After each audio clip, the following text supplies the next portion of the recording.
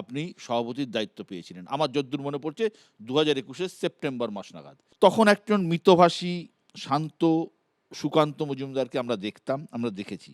সেই সুকান্ত মজুমদার এখন মঞ্চে দাঁড়িয়ে বলেন পিষে মেরে দেবো, পিঠের চামড়া তুলে ডুগডুগি বাজাবো। এতটা বদলে গেলেন কিভাবে?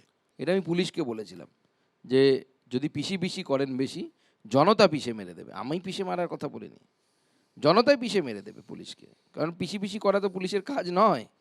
পুলিশের কাজ হচ্ছে যে আমরা দুষ্টের দমন করব এবং যারা ভালো মানুষ তাদের আমরা রক্ষা করব।